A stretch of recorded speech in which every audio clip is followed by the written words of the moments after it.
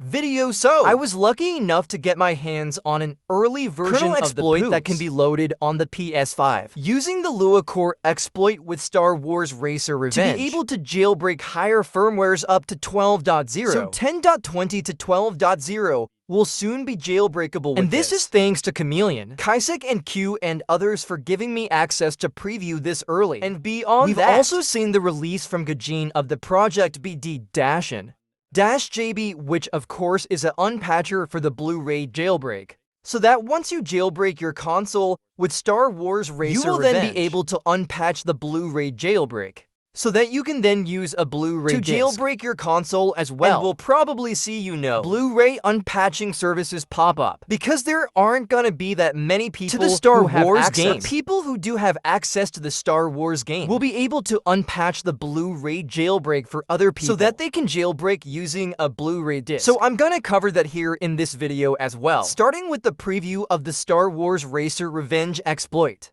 So I'm gonna go ahead and load this up. You can see I'm not jailbroken at the moment, so we don't have debug settings. And of course my game dumps cannot be loaded. Like Dead Space there cannot start up, so I'm gonna go ahead and load up the Star Wars game, the physical disc on my console. I have the save file already set up for this, so we go ahead and load this up. I've already done a video showing you how to get the save file installed, to get the userland portion of the exploit installed, the Lua Core exploit. So I'll leave a link to that video down in the description, but we're gonna go ahead and load up the game. Wait until we get the option to press start. And then of course we head down to options and then Hall of Fame, which is the option to actually load the save file containing the exploit, so we select that, and that will start loading the Lua exploit that we're all familiar with.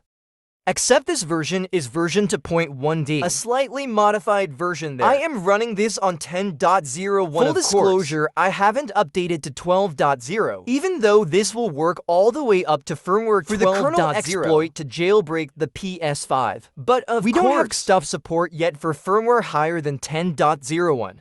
So even though you can jailbreak up to 12.0, technically we still need to wait for stuff to get ported before you will get the full functionality of the jailbreak. Being able to run things like your PS game dumps will not be possible until K stuff is ported. And it looks like Echo Stretch is wasting no time in porting stuff over to the higher firmware. Because as I was recording this video, I noticed that Echo Stretch has in fact posted a screenshot showing that he was able to successfully port it to 10.20. So things are definitely moving very quickly. So now that I have the exploits you can loaded, see it's listening on the PS5's IP address on port 02. So if I switch over to my computer, I can open up a payload injector like Netcat GUI, enter that IP address into the host box and the port 026, and then I have the Lua script here that actually runs the kernel exploit. So I can send that over by dragging that in and clicking inject, and that will of course send it over to the PS5. There we go, executing payload. And what you should see after a little while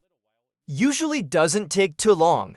But of course it's running the exploit here in the background. And if it is successful, we will see right there, serving ELF loader on the PS5's IP address on port 9021. So that is the full ELF loader now initialized, which means we can now load payloads. So for instance, if I just go ahead and exit out now of the Star Wars game, we should now be able to send payloads on port 90. So of course, if I switch back over to the computer again because I'm on a 10.0, one system one can send payloads over like Void Shell. And of course change the port number 0 to 1 so I can send a payload here like Void Shell. If I send that over to the console, you can see that loads Void Shell. I've got configured to load case stuff light, so that loads case stuff for me. And now we have the console fully jailbroken, and I can load my game dumps. So I am able to now jailbreak my console from scratch here, using the Star Wars Racer Revenge game with the Lua Core exploit. Now, of course, again, just to reiterate, firmwares 10.20 to 12.0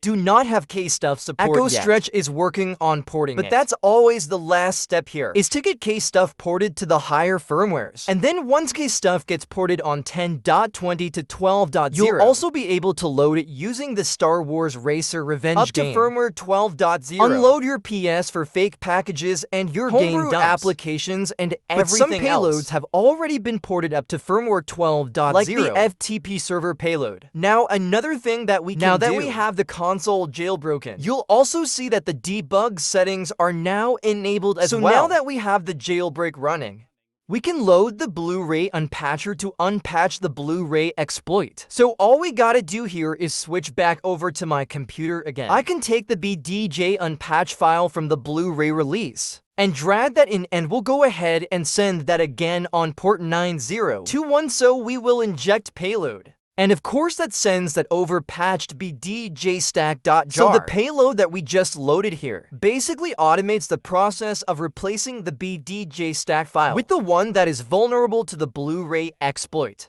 re-enabling the Blu-ray exploit on your higher firmware. So that's how it works. It also makes a backup of the original bdjstack file from your console, so you can always restore it. Mainly if anything goes wrong with the patching backup, I guess, that you can restore if it breaks the Blu-ray player for whatever reason. But that is pretty unlikely. So it should have now patched the Blu-ray exploit to work. Now on my console, the Blu-ray exploit was originally patched in I think 8.0. So it should not work on my 10.01 system. So we'll see if it works here. Once you've loaded this payload to unpatch the Blu-ray exploit, you can then download the ISO file and burn that onto a blank Blu-ray disc. Using software like Image Burn, you just open up Image Burn, select the option to write image file to disk, drag the ISO file into Image Burner, click the Browse button to browse for the file manually, and then enter a blank or rewritable Blu-ray disc into your Blu-ray burner. And then you can click the button to write the image file to the disc, and that will go ahead and get the disc burned. Once that's done, we can then insert that disc into our console. Okay, here we go. So we've got BD in Jailbreak 1.0. We can go ahead and load this up, and if this loads successfully, then it has unpatched the Blu-ray exploit.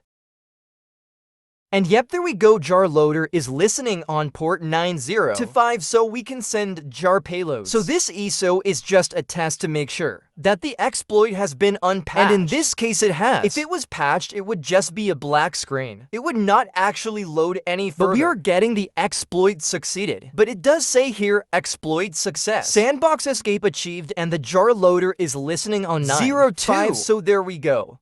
That is just got everything up and running so anyway. Just a quick video to showcase the developments that are ongoing in getting the kernel exploit working. With the Star Wars Racer Revenge game, it is already working at this point. Not only that, they have the ELF loader working so you can load payloads. The only thing we're really missing is obviously just some ease of use improvements. That will likely get added in the final release, like the auto close, so that once the jailbreak is loaded, the Star Wars Racer Revenge game will automatically close itself back to the home screen, and maybe some kind of auto loader. So it'll automatically load something like Void Shell or ETA and whatever payloads you add to the data folder, or the root of a USB drive, or something similar to the auto loader with the autoload.txt file. That's available in the YouTube and jailbreak loader exploits already. So they may be waiting for stuff to get fully supported before releasing this, rather than having some kind of fragmented release, where only parts of the exploits are released at different times until we have the full picture. Or they might just wait until everything is available, including case stuff up to 12.0. And then release it. So we'll have to see what happens. But that's just a sneak peek at the current progress. We have the jailbreak working now. It can run the kernel exploit, and it can also load the ELF loader. So we can load payloads on firmwares 10.20 to 12.0. And we'll just have to wait for the full release whenever that comes. And in the meantime, you can unpatch the Blu-ray exploit on your console if you're on a firmware above 7.61 by simply running the BDJ unpatch payload from the BD and Jailbreak project to get the Blu-ray drive exploit working on your console as well. So hope you guys enjoyed this one or found the information useful.